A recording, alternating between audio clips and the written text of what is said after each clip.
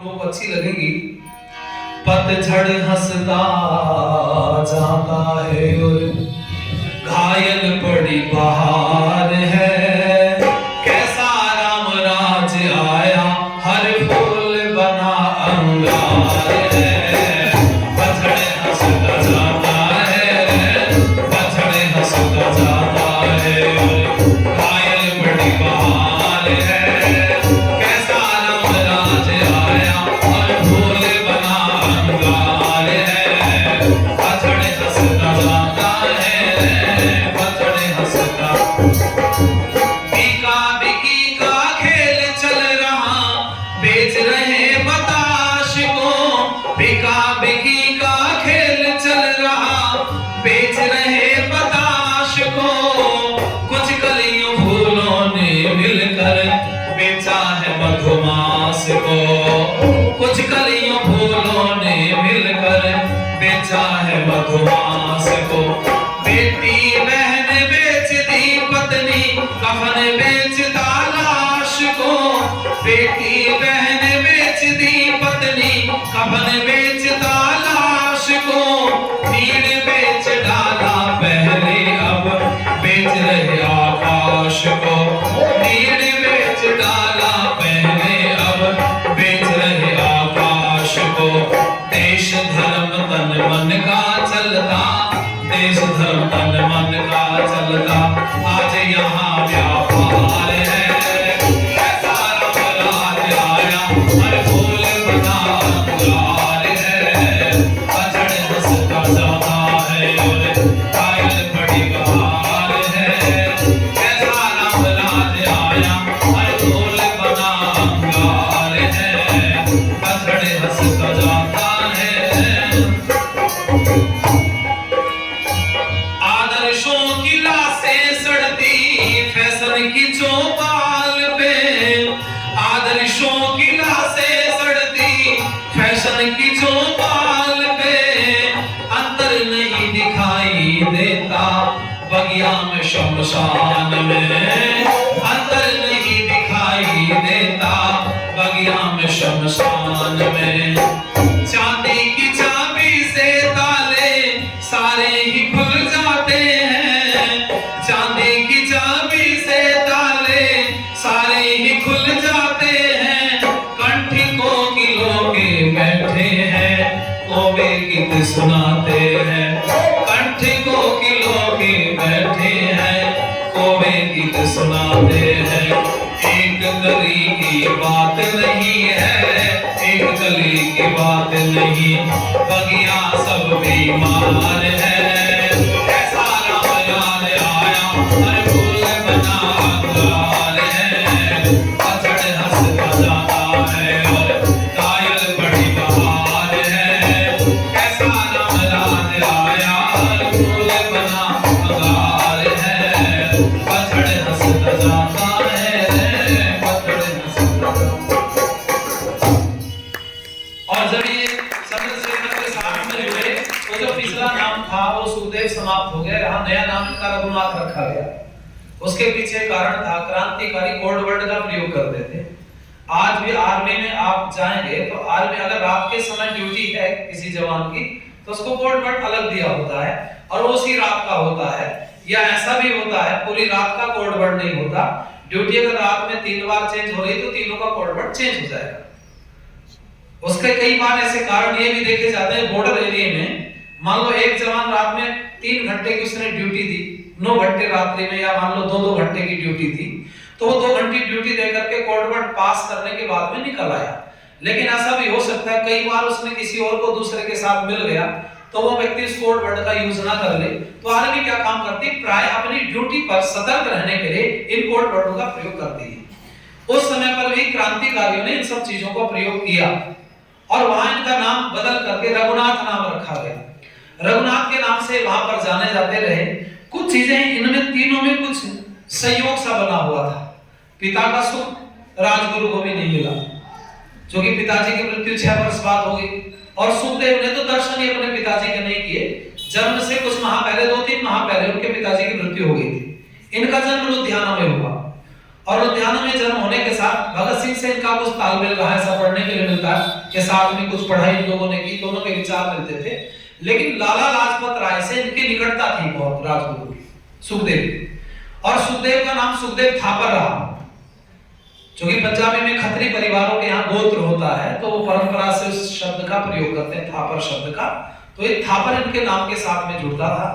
लाला लाजपत राय से मिलकर के इन्होंने चंद्रशेखर से मिलने की बात भी कही कि अगर चंद्रशेखर जी से मिल लिया जाए तो हमें ऐसा लगता है कि हमारी गति और बढ़ जाएगी।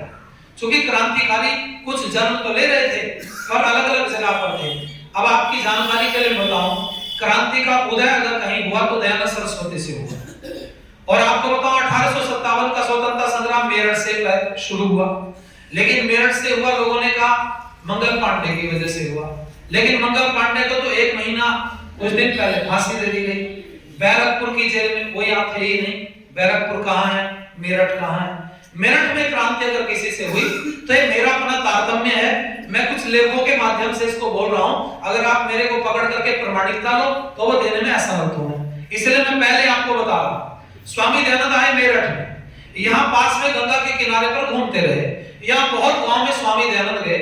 एक गांव में हम लोग अभी पीछे छुछाई गए, या पास में छुछाई गांव है, तो बहुत पुरानी बात है, कुछ एक संगठन के साथ मिलकर के हम कार्य कर रहे थे। मैंने शायद 12वीं पास की थी और मैं बीए में पढ़ रहा था, तो उस समय पर हम संगठनों के कुछ संपर्क में आए।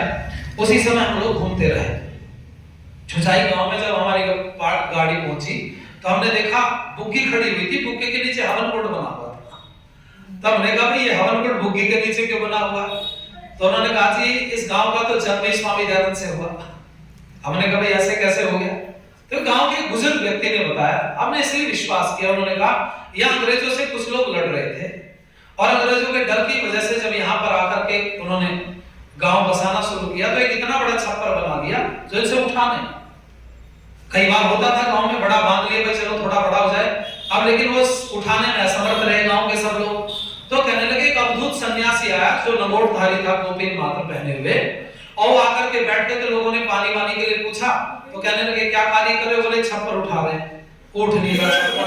तो जब उनसे छप्पर नहीं उठ रहा था तो उन्होंने कहा तुम इधर लग जाओ और मैं इधर लग जाता हूं। तो बोले वो अवधूत सन्यासी एक तरफ लग गया और बाकी गांव के लोग दूसरी तरफ लग गए, और वो पहला छप्पर था जो गांव में डाल करके गांव की नींव रखी जा रही थी। तो उन्होंने सबने उठा करके वो छप्पर ऊपर रख दिया जहां वो उसको रखना था। तो गांव के ने कहा भाई ये तो छुई और छाई, मतलब इस सन्यासी के छूते ही छाई गई, छा मतलब ऊपर छा दी। तो उन्होंने कहा गांव का नाम रख दो छू छाई। और कितनी प्रमाणिकता क्या है इस विषय को मैं नहीं कह सकता, पर उन्होंने कहा यहाँ कुछ लोग उस काल से उन्होंने कहा भाई हवन होना चाहिए, जो लोग हवन करते हो तो ऐसे जादूगर लोग को देख करके कई बार लोग परिवर्तित हो जाते हैं। तो बहुत सारे लोगों ने इस चीज की प्रमाणिकता भी दी। मैं आपको कहना चाहूंगा, ध्यान दीजिए, वो स्वामी दयानंद सरस्वती जब मेरठ में आते हैं, आपने बहुत बार सुनी कहानी, ओवरनाथ मंदिर पर बैठ करके उन्होंने प्याऊ पर पानी पिलाया। मेरी मान्यता ऐसी है, एक लेख राजस्थान से किसी व्यक्ति ने लिखा और उसने लिखा धन सिंह कोतवाल भी परिवर्तित होने वाले नहीं थे। इसके अंदर अगर आग क्रांति की आई तो दयानंद सरस्वती से कहीं ना कहीं की मुलाकात मेरठ के अंदर उस समय पर हुई होगी, और स्वामी दयानंद उस समय पर मेरठ में आकर के गुमनाम बाबा के नाम से यहाँ से वो जो निकल गए, उनका कोई विशेष नाम यहाँ पर नहीं रहा। लेकिन एक व्यक्ति कोपिनधारी मेरठ में जब प्याऊ पर पानी पिला करके गया, हो न हो धन सिंह कोतवाल की मुलाकात स्वामी दयानंद से हुई होगी, और स्वामी दयानंद के विचारों ने अंदर से कसोटा होगा, तब जाकर के धन सिंह कोतवाल ने क्रांति की।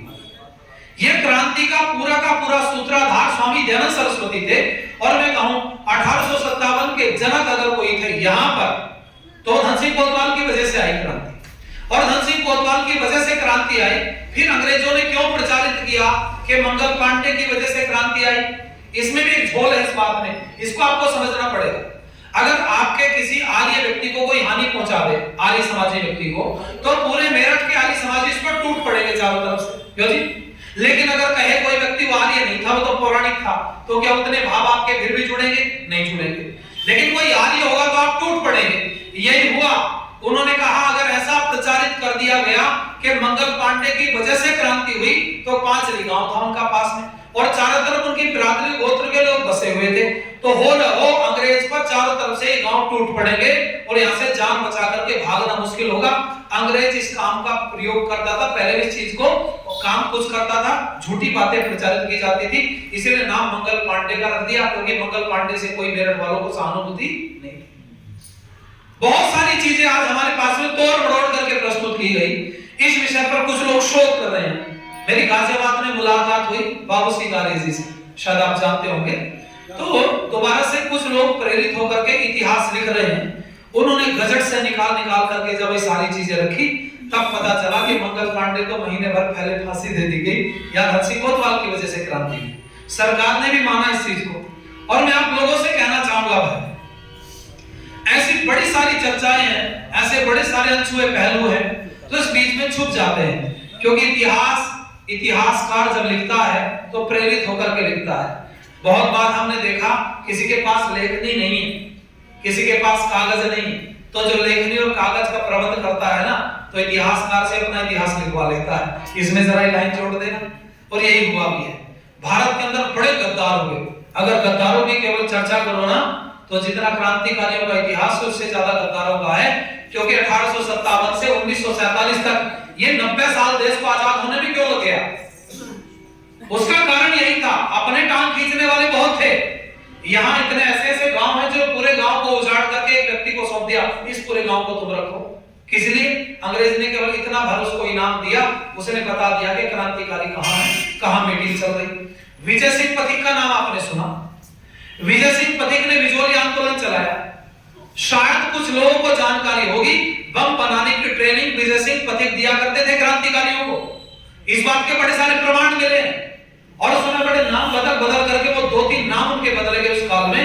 उन्होंने लोगों को बम बनाने की ट्रेनिंग दी, नहीं तो कहां से सब इनके पास में बेकार आया। तो क्रांतिकारियों को अलग अलग तरीके से समझाने वाले, अलग अलग तरीके से उनके अंदर उदय करने वाले, बीज पैदा करने वाले लोग थे। सारस्वत मोहन मनीषी जी ने तो लिखा था, लाखों दीवानों ने गर्दन कटवाई थी, सच कहता हूं कभी आजादी आई। सबसे पहले दयानंद ही ललकारा था, 1857 का हलकारा था। अंग्रेजी शासन को जिसने दुत्कारा था, रजवाड़ों को घर घर जाकर फटकारा था, सबसे पहले ऋषि ने पावक सुन गाई थी, सच कहता हूं तभी आजादी आई थी। कितने नंदन सुख शमशान हुए थे, तब जाकर पूरे अपने अरमान हुए थे। सिसकी में बदली जब अपनी सेना आई थी, सच कहता हूं तभी आजादी आई थी। और एक लाइन उन्होंने बड़ी गजब लिखी, पढ़ कर सत्याग्रह प्रकाश सभी नाचे थे, खुश हो कर मृत्यु पत्र खुद ही बांचे थे। मतलब लोगों के अंदर मर मिटने का जज्बा कहां से आया? स्वामी दयानंद सरस्वती ने घूम घूम करके लोगों को क्रांति के लिए प्रेरित किया। आइए ये लाइनें सुनिए, आप लोगों को अच्छा लगेगा। हमसे न तो खाने की न पीने की बात कर, मर्दों की तरह दुनिया में जीने की बात कर, मर्दों की तरह दुनिया में जीने की बात कर। हमसे न तो खाने की न पीने की बात। अच्छा, हमारे चरण जी हमारा उत्साह करें, धन्यवाद। हमसे न तो खाने की न पीने की बात कर। आपने मेरा कर दिया, इनको प्रेरणा मिलेगी, मैं आपका कर दूंगा। मर्दों की तरह दुनिया में जीने की बात कर, मर्दों की तरह दुनिया में जीने की बात कर, मर्दों की तरह दुनिया में जीने की। जिस प्यारी मातृभूमि की तू गोद में पला, जिस प्यारी मातृभूमि की तू गोद में पला, जिसकी पवित्र धूल में घुटनों के बल चला, जिसकी पवित्र धूल में घुटनों के बल चला, उसके फटे आंचल को तू सीने की बात कर, उसके फटे आंचल को तू सीने की बात कर। मर्दों की तरह दुनिया में जीने की बात कर, मर्दों की तरह दुनिया में जीने की बात कर, मर्दों की तरह दुनिया में जीने। क्यों पीर और पैगंबरों का पूछता पता, क्यों पीर और पैगंबरों का पूछता पता, इस प्यारी मातृभूमि का कण कण है देवता, इस प्यारी मातृभूमि का कण कण है देवता। मत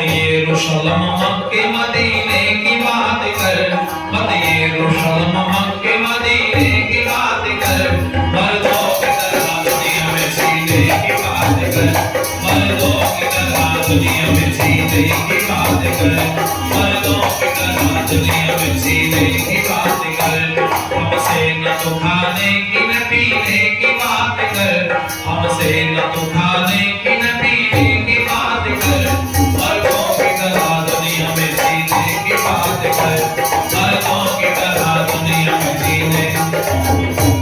खुद दर्द की दवा हो और उसे न दबा ले, खुद दर्द की दवा हो और उसे न दबा ले, सोफे पे मत पड़े पड़े पंखे की हवा ले, सोफे पे मत पड़े पड़े पंखे की हवा ले, मेहनत से बहने वाले पसीने की बात कर, मेहनत से बहने वाले पसीने की बात कर, मर्दों की तरह दुनिया में जीने की बात कर, मर्दों की तरह दुनिया में जीने की बात कर, मर्दों की तरह दुनिया में जीने। वो सीना क्या आए जो काम स्यापा के लिए, वो सीना क्या आए जो काम स्यापा के लिए, हर राष्ट्र भवन की प्रकाश रक्षा के लिए, हर राष्ट्र भवन की प्रकाश रक्षा के लिए, दीवार बने जो उसी सीने की बात कर, दीवार बने जो उसी सीने की बात कर, मर्दों की तरह दुनिया में जीने की बात कर, मर्दों की तरह दुनिया में जीने की बात कर, हमसे न तो खाने की न पीने की बात कर, हमसे न तो खाने की न पीने की बात कर, मर्दों की तरह दुनिया में जीने की बात कर, मर्दों की तरह दुनिया में जीने की बात कर, मर्दों की तरह दुनिया में जीने की बात। मैं नाम बता रहा था आपको, राजगुरु दूसरा सुखदेव, जो लुधियाना में जन्म लिया जिन्होंने। पिताजी रामलाल थापर रहे और मां का नाम लल्ली देवी था, लेकिन पिताजी की मृत्यु हो गई जन्म से पहले। तो अंति राम इनके एक ताऊ जी थे, उन्होंने इनको पाला। धन्यवाद जी।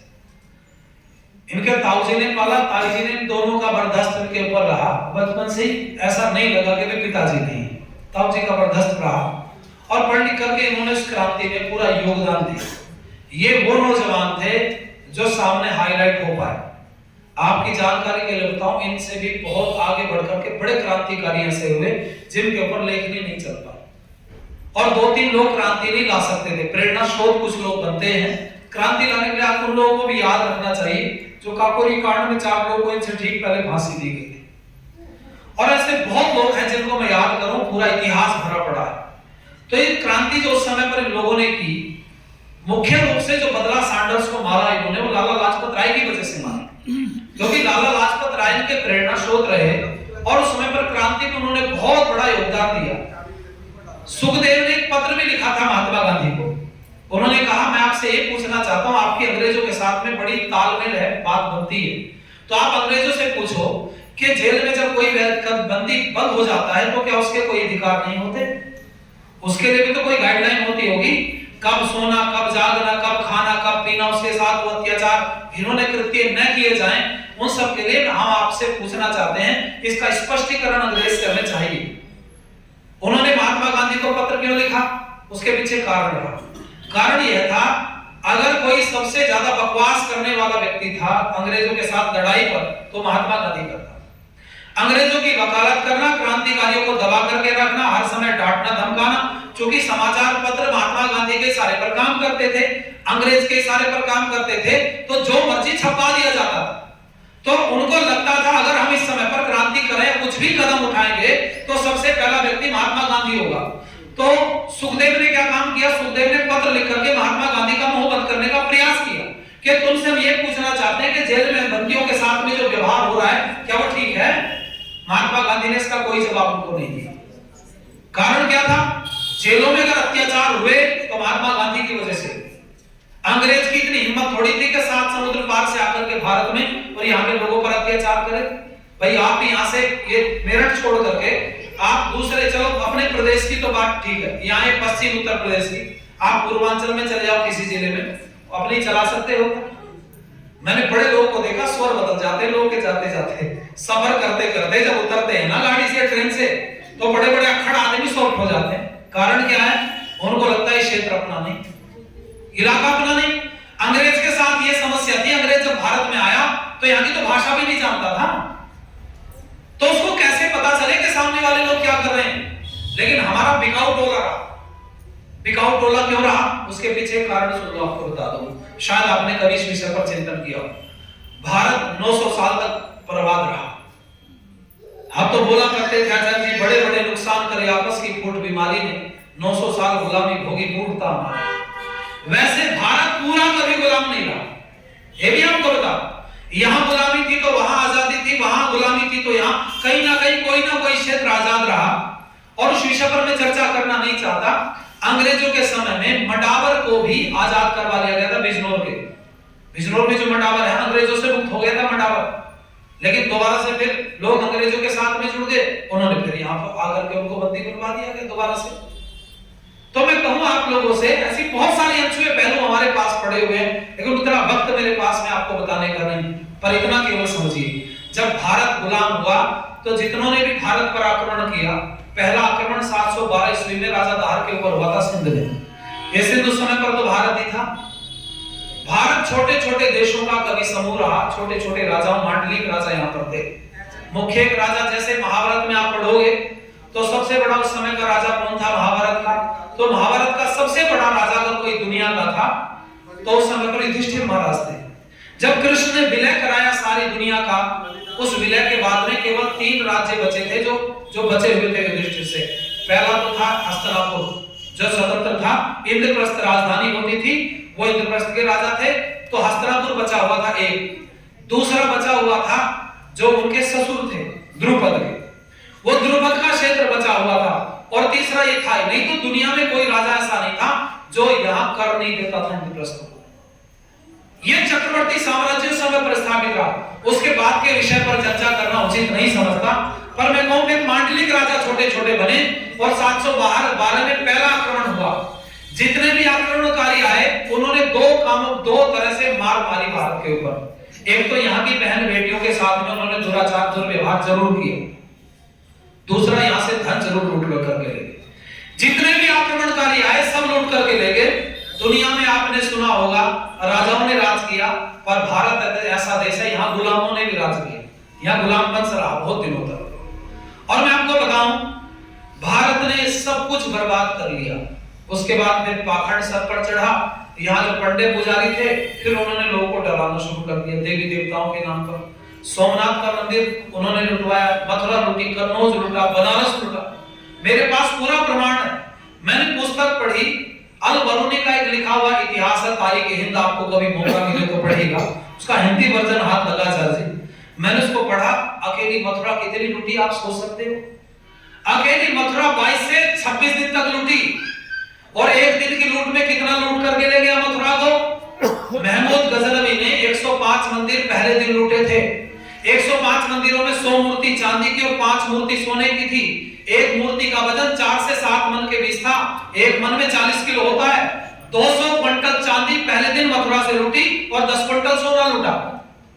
जिस धरातल पर हम खड़े हैं भारत में, आज हम पात्र किस चीज के हमारे पास, आपको बताएं आज हमारे पास में सोना छोड़ो, चांदी छोड़ो, तांबा छोड़ो, पीतल छोड़ो, इनको छोड़ दो, लोहा ये भी खत्म, स्टील ये भी खत्म, अब प्लास्टिक का प्रयोग हम कर रहे हैं जी पेट भरने के लिए। भारत में कहते हैं सोने के थाल में खाते थे। वो कहते ना एक कहानी थी कि सोने की कटोरी में अपने बेटे अपने पोते को अपनी आंखों से देखो। मैंने कहा कहानी तो बहुत अब की है, पुराने जमाने में तो सोने का कोई भेद भी नहीं था, भारत में सबके पास सोना होता था। सोना इतना हुआ कि आगे जी फिर भारत के लोग सो गए सोने की वजह से वो लोग सो गए और ऐसे सोए, फिर जगाने वाला एक आया जिसका नाम था दयानंद सरस्वती। और मैं आपसे कहूंगा ध्यान दीजिएगा, समय बहुत तीव्रता से दौड़ रहा है। ये लाइनें सुनिए, आप लोगों को अच्छा लगेगा।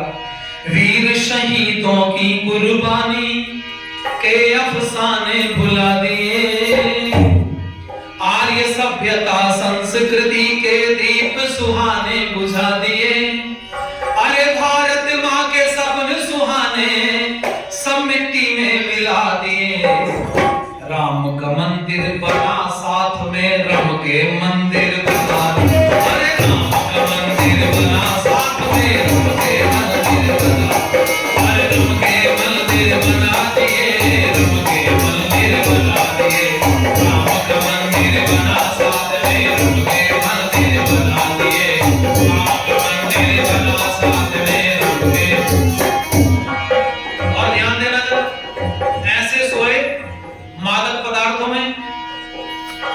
मद्यपान कर कर नित्य प्रतिदिन सब गड़बड़ सा लगता है।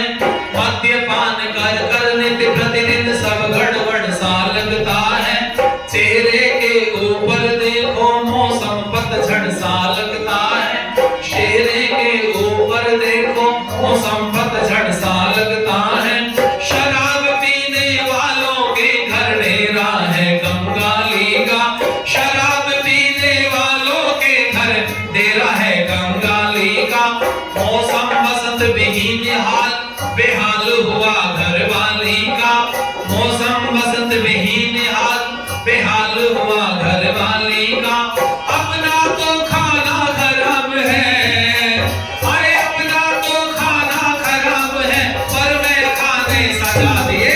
राम का मंदिर बना साथ में, राम के मंदिर बना दिए। वीर शहीदों की कुर्बानी के अफसाने भुला दिए। आर्य सभ्यता संस्कृति के दीप सुहाने बुझा दिए। भारत माँ के सपने सुहाने सब मिट्टी में मिला दिए। राम का मंदिर बना साथ में, राम के मंदिर बना दिए। राम का मंदिर बना साथ में। विश्व गुरु जग प्रसिद्ध भारत था पावन उपदेशों से। विश्व गुरु जग प्रसिद्ध भारत था पावन उपदेशों से। चरित्र की शिक्षा लेने आते थे लोग विदेशों से। चरित्र की शिक्षा लेने आते थे लोग विदेशों से। उग्र तपस्वी ब्रह्म ऋषि मुनियों के सदुपदेशों से। उग्र तपस्वी ब्रह्म ऋषि मुनियों के सदुपदेशों से। पाप ताप संताप मिटे जीवन था दूर कलेशों से। पाप ताप संताप मिटे जीवन था दूर कलेशों से। कभी चरण पूजता था सब जग, कभी चरण पूजता था सब जग, अब स्वयं आचरण गिरा दिए। राम का मंदिर बना नहीं पर उनके मंदिर बना दिए। राम का मंदिर बना साथ में, उनके मंदिर बना दिए। वीर शहीदों की कुर्बानी के अफसाने भुला दिए। आर्य सभ्यता संस्कृति के दीप सुहाने बुझा दिए। भारत माँ के सपने सुहाने सब मिट्टी में मिला दिए।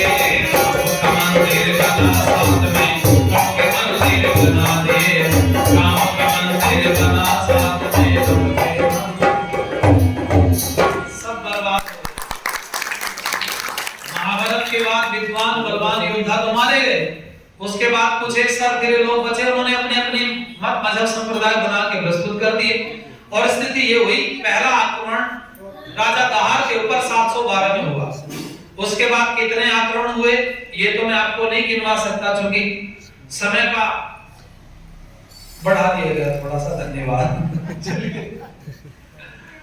इसलिए आप सुनिए, इतने आक्रमण हुए। आक्रमण के बाद में दो चीजों पर हमारी कुठाराघात किया गया। एक तो इज्जत आबरू उतारी गई, भारत की बहन बेटियों को यहां से ले जाया गया।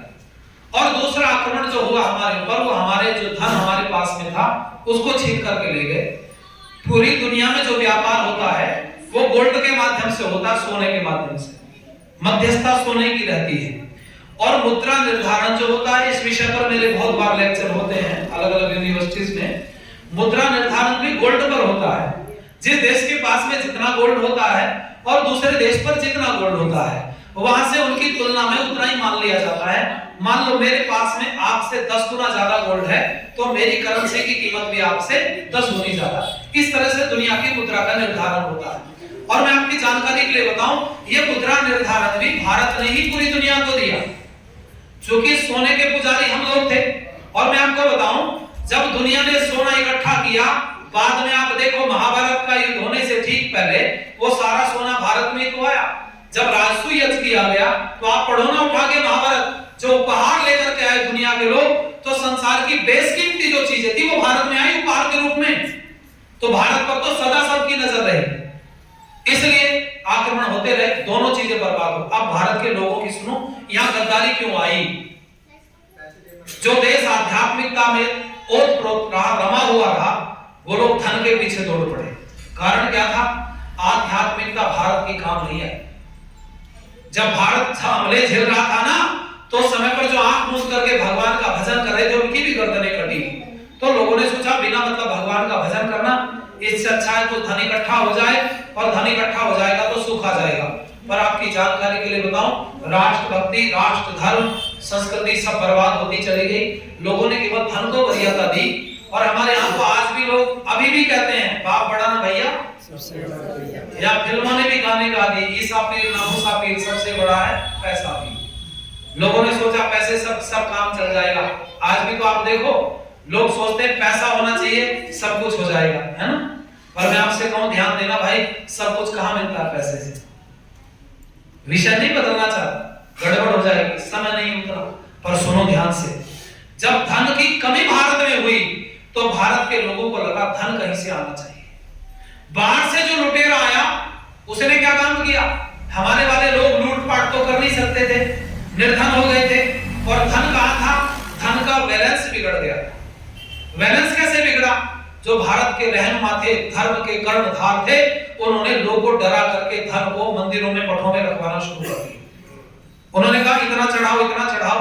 अब मैं आपसे आज भी पूछता हूं, आज भी बैलेंस भारत का खराब है। बोलो, गृहस्थी व्यक्तियों को ज्यादा जरूरत होती धन की, या साधु सन्यासियों को ज्यादा जरूरत होती? गृहस्थियों को। लेकिन है किसके पास ज्यादा? अरे बोलो। एक दिन मैं और ये महाशय जी दोनों चांदपुर उतरे, गाड़ी खड़ी करके कुछ सामान लेने लगे। मेडिकल से कुछ लिया पता नहीं, तो मैं तो आगे आ गया। तो वही कपड़े पहन के लोग सोचते हैं ऐसे ही होंगे साधु सन्यासी को।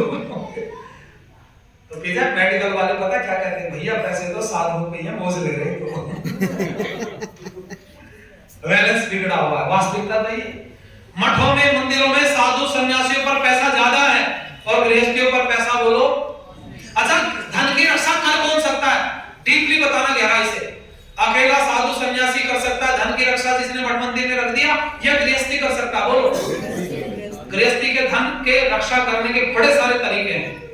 केवल जब चोरी होने लगी, लोगों के लोकर टूटने लगे, तो माताओं बहनों ने क्या काम किया जी, कपड़ों में सिल करके रख दी, कहीं गठरी बांध के रख दिया, कहीं भूस में दबा दिया, कहीं गुड़ के बीच में रख दी पोटली। भाई यही किया कि नहीं? अच्छा, इतना तरीका क्या साधु सन्यासी कर सकता है? नहीं। उसको तो पता है लोकर में रख दो। जब ये कुंभ का मेला था ना हरिद्वार में, पीछे वाला 2010 में, तो एक स्टपनी चोरी हो गई गाड़ी की। आचार्य जी, तो मैं मासे जी हम दोनों घूम रहे, तो बैरागी कैंप में स्वामी करमवीर जी का वो लगा हुआ था शिविर, और दूसरी तरफ बिल्कुल पूरा मेला पार करके फिर आर्यवेश जी ने लगा रखा था शिविर। तो हम दोनों में जाते थे, सवेरे कोई योग शिविर में स्वामी जी के पास रहे और दिन में वहां भजन गाए।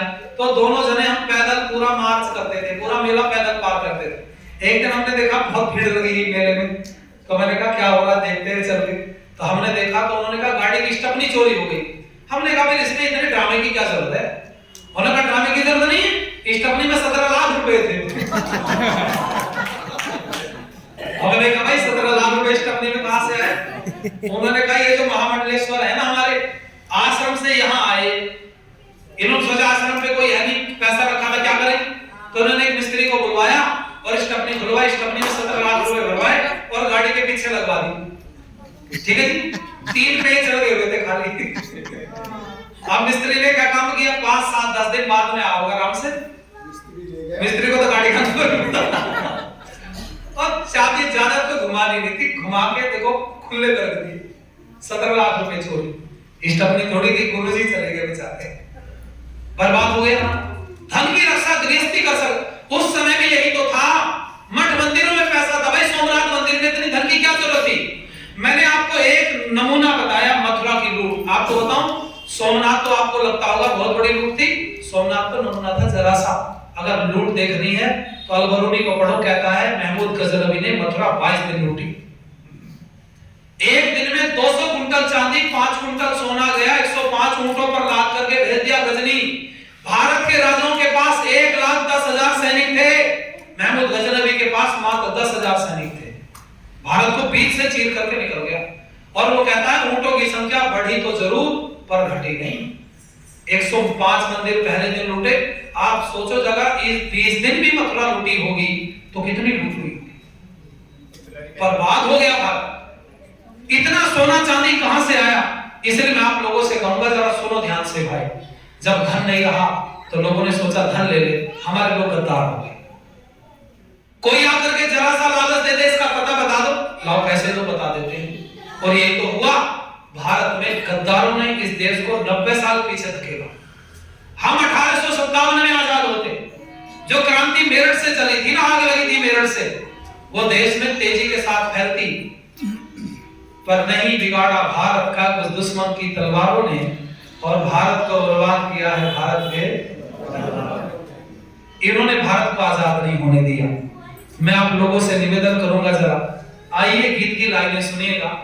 सदियों से हमको अपनी अरे भूलों ने मार डाला, सदियों से हमको अपनी भूलों ने मार डाला, कांटों से बच गए थे, कांटों से बच गए थे, भूलों ने मार डाला, सदियों से हमको अपनी, सदियों से हमको अपनी, सदियों से हमको अपनी, अपनों को गैर समझा, गैरों ने अपनेपन की, अपनों को गैर समझा, गैरों ने अपनेपन की, आंखों में झोंक दी जो, आंखों में झोंक दी जो, अरे धूलों ने मार डाला, सदियों से हमको अपनी, सदियों से हमको अपनी, सदियों से हमको। समझौता हो गया था फांसी की रस्सियों से, समझौता हो गया था फांसी की रस्सियों से, सावन में नई दुल्हन को, सावन में नई दुल्हन को, झूलों ने मार डाला, सदियों से हमको अपनी, अरे फूलों ने मार डाला, कांटों से बच गए थे, फूलों ने मार डाला, सदियों से हमको अपनी, सदियों से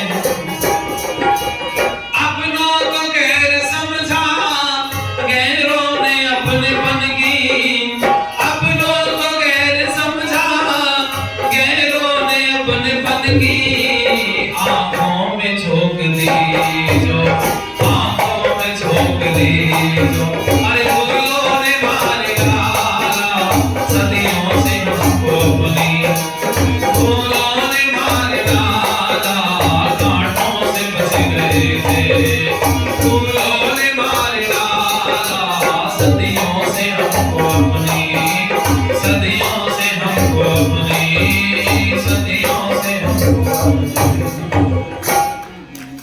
हमारे वाले लोग, वो मैंने आपको समस्या बताई, आध्यात्मिकता छोड़ करके धन की तरफ दौड़े, ना तो धन मिला और आध्यात्मिकता भी अपने हाथ से निकल गए। बस हुआ ये भारत का हाल। हमने जमीनी हमले बहुत झेले, पर सबसे बड़ा खतरनाक जो हमला हमारे ऊपर हुआ वो सांस्कृतिक हमला हुआ। संस्कृति जब किसी की बर्बाद हो जाती है, फिर हम वापस लौटने का सोचते नहीं है। मान लो आप घर से निकले और आपका केंद्र बिंदु ही खो गया, घर ही खो गया, वापस लौट के कहां जाओगे? घर ही खत्म हो गया। तो यही होता है, संस्कृति हमें वापस हमारे घर पर लेकर के आती है। जब बर्बाद होते हैं कुछ लोग, फिर आबाद होते हैं किसके आधार पर? संस्कृति के आधार पर। और संस्कृति हमारे हाथ से निकल गई। इसलिए मैं आप लोगों से कहूंगा, हमारे वाले लोग दूसरों का सहयोग करते रहे और हमारे ही क्रांतिकारियों को मरवाते चले गए। चंद्रशेखर को किसने मरवाया? आप सब जानते हैं। बात बोली जाती है, दूर तक जाती है, लोग बोलते हैं। वहीं पास में बैठ करके अल्फ्रेड पार्क के पास में किसी ने अपनी कोठी में से फोन कर दिया अंग्रेजों को, आकर के सीधी गोली। यहां भी आपको बताऊं, सैंडर्स को मारने के बाद में ये लोग वहां से निकल गए और ये चाहते तो असेंबली में बम फेंकने के बाद में भाग सकते थे वहां से, क्योंकि ऐसा मैंने पढ़ा, जब इन्होंने बम फेंका तो वो जो बाकी वहां सुरक्षा कर्मी और जो दूसरे लोग थे वो मेजों के नीचे छुप गए, क्योंकि उनको लग रहा था किसी तरह जान बचाई जाए। उनको पकड़ना नहीं चाहते थे। जज ने भी पूछा कि तुम वहां से दौड़े क्यों नहीं, भागे क्यों नहीं? उन्होंने कहा भाग जाते तो इस अंग्रेजी सरकार के कान कैसे खोलते, धमाका इसलिए किया। और किसी दूसरे को मारना उद्देश्य नहीं था। अगर वहां असेंबली में किसी को मारना उद्देश्य होता तो बम उसी पे न फेंका जाता, पर बम फोड़ने का मतलब केवल ये था। और बताया जाता है कि जो बम तैयार होते थे विजय सिंह पति के माध्यम से, ये बमों के बीच में बड़ी बड़ी क्वालिटी थी। तो उस दिन भी साथ थे, बताते हैं कि वो निकल गए वहां से। और आपको बताऊं, बमों में भी कुछ ऐसे पदार्थ मिलाए जाते थे, कुछ जानलेवा बम होते थे वो अलग होते थे, कुछ केवल आवाज वाले बम होते थे वो अलग होते थे। ये जो बम उस दिन फोड़ा गया ये केवल आवाज वाला था, इससे किसी का जान लेना उद्देश्य नहीं था। वो कहते हैं कि हमारा उद्देश्य था कि हम अंग्रेजों के केवल कान खोलना चाहते हैं। और मैंने आपको बताया सुखदेव ने पत्र व्यवहार किया महात्मा गांधी के साथ, लेकिन महात्मा गांधी निरंतर गद्दारी करते रहे। लोग कहते हैं महात्मा, ये शब्द भी आदि समाजियों का ही दिया हुआ है। क्यों जी? मोहनदास करमचंद गांधी को तो मिस्टर एम के गांधी बोलते थे। ये नाम दिया स्वामी श्रद्धानंद जी ने। नाम किसने दे दिया? क्योंकि देखो भाई, किस कोई व्यक्ति आपके मंच पर आ जाए और 2 मिनट बढ़िया बात करे तो आप उसके गले में फूल माला डाल दें, उसके लिए घोषणा कर दें तो बहुत अच्छा है। पता चला कल को पूरी गोल पट्टी खुल गई। यही हुआ।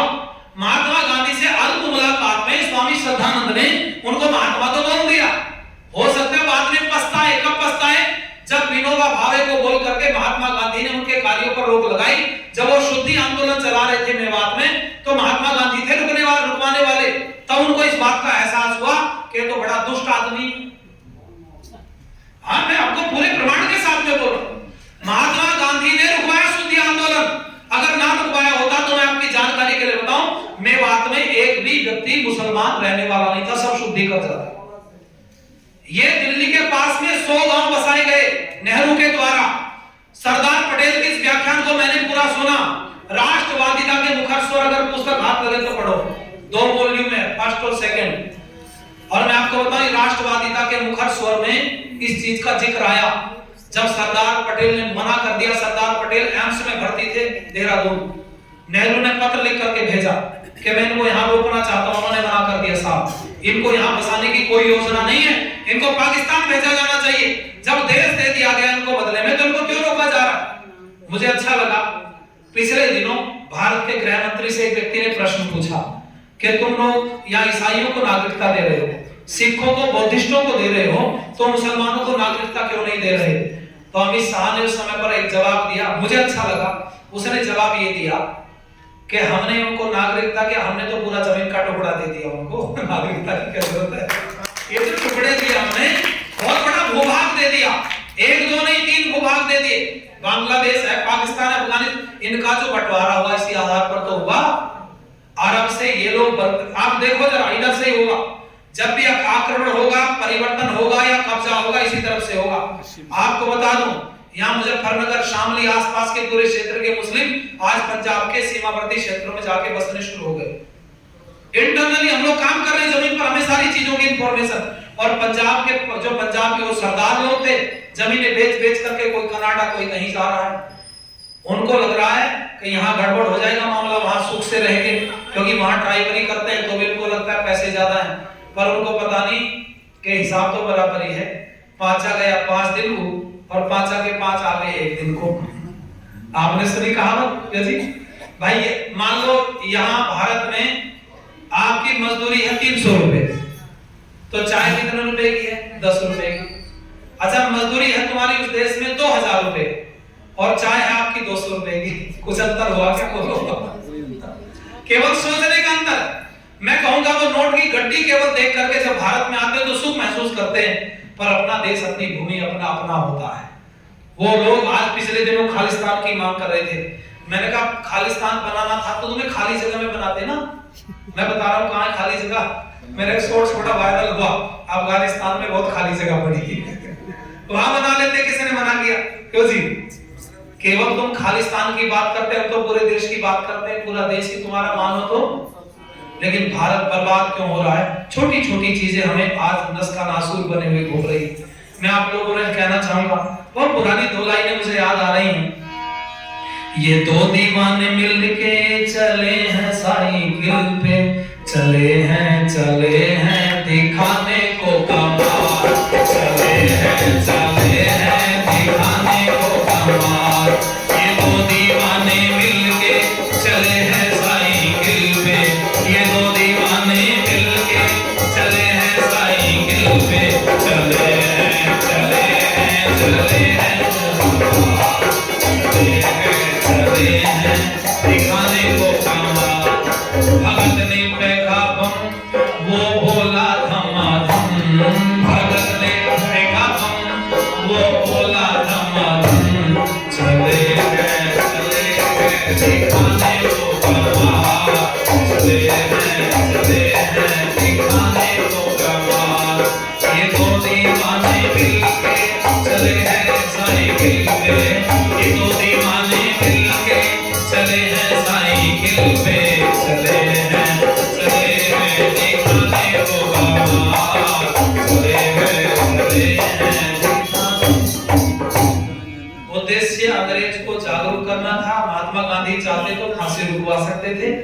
लेकिन एक दिन पहले अगर फांसी किसी ने दिलवाई, महात्मा गांधी ने दिलवाई, उसने अंग्रेज को बोल दिया देश उबाले ले रहा है, तुम्हें सवेरे फांसी नहीं दी दी जाएगी।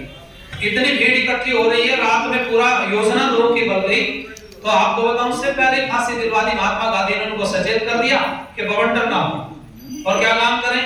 वो कहते हैं कि भाई बहुत सारी चीजें मैं इस चीज की प्रमाणिकता में मैं नहीं जा सकता हूं, क्योंकि एक ज्ञान मेरे पास में कहीं से आता तो आता, मैंने बहुत चीजों को स्टडी की और हम लोग जमीन पर काम करने वाले लोग हैं, तो हमें पता है जमीन की स्थिति कुछ और होती है और कागजों की स्थिति बोलो। तो उस विषय पर नहीं फंसना चाहते, पर मैं इतना आप लोगों से कहना चाहूंगा, ध्यान दीजिएगा, उन लोगों की यह फांसी देश के लिए अमृत काल बन गई और इतने क्रांतिकारी दौड़ पड़े देश की आजादी के लिए। अंग्रेज ने जब भगत सिंह को राजगुरु सुखदेव को फांसी दी ना, तब उनको इस चीज को महसूस हुआ कि अब इस भारत में टिकना मुश्किल है।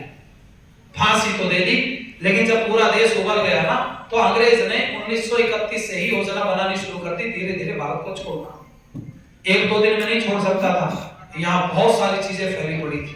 धीरे धीरे समेटना शुरू हुआ सीमाओं से जहां तहां से, और अंततः अंग्रेज भारत से चला गया, सत्ता हस्तांतरण करके चले गए।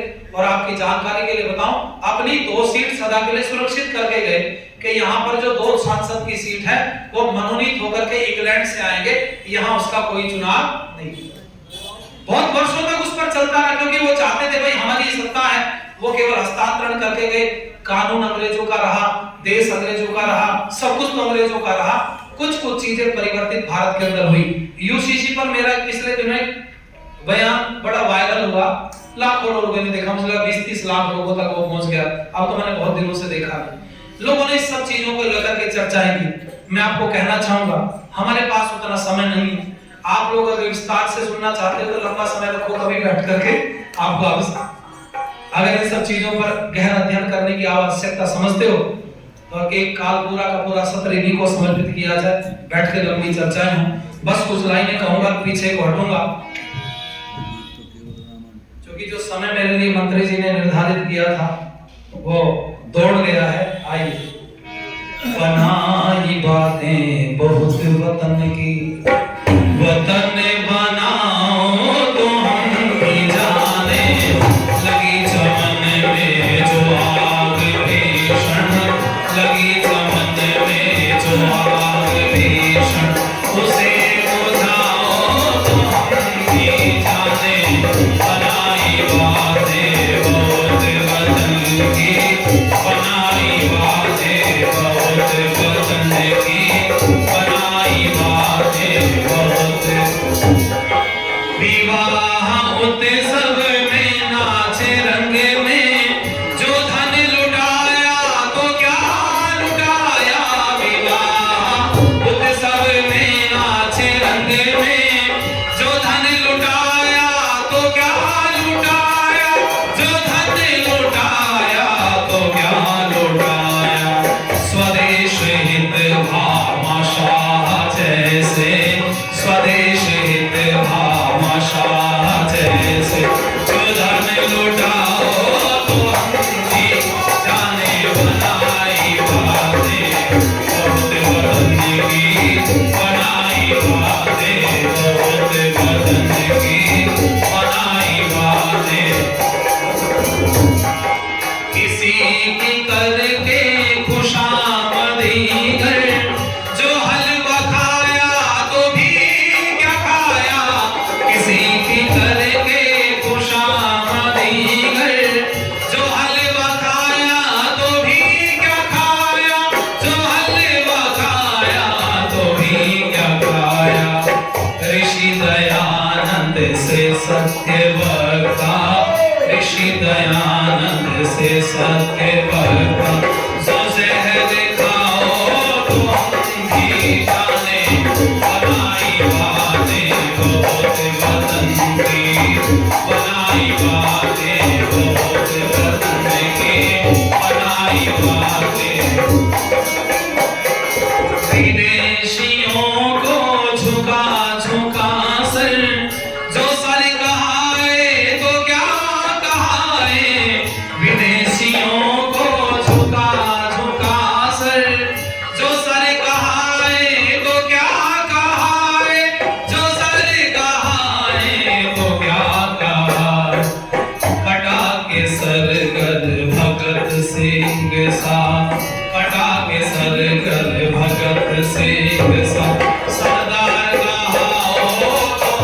भी जाने बनाई बातें बहुत बदल गई।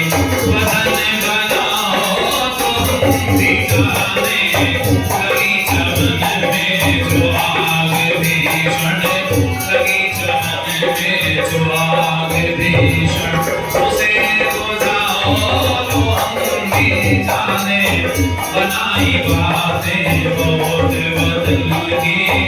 बनाई बातें बहुत बदल गई। बनाई बातें बहुत। धन्यवाद। मैंने कुछ चर्चाएं समय के रहते आपके बीच में की। मेरे साथ कुछ आदरणीय शिक्षण चौहान जी प्रधान जी हमारा उत्साहवर्धन कर रहे हैं और हमारे मुनि जी भी आनंद मुनि हो गए थे तो हमारा उत्साहवर्धन कर रहे हैं। मेरठ का और मेरा सहयोग कुछ ऐसा है चौधरी साहब बहुत पहुंच जाते हैं मेरठ से कार्यक्रमों के तो कभी मेरे पास समय नहीं होता है। कई बार ऐसी परिस्थितियां बहुत बार ऐसा हुआ निरंतर यहाँ से कार्यक्रमों के लिए सूचना मिलती रहती लेकिन व्यस्तता बहुत ज्यादा है तो उसके चलते मेरठ में आना बहुत कम हो पाता है।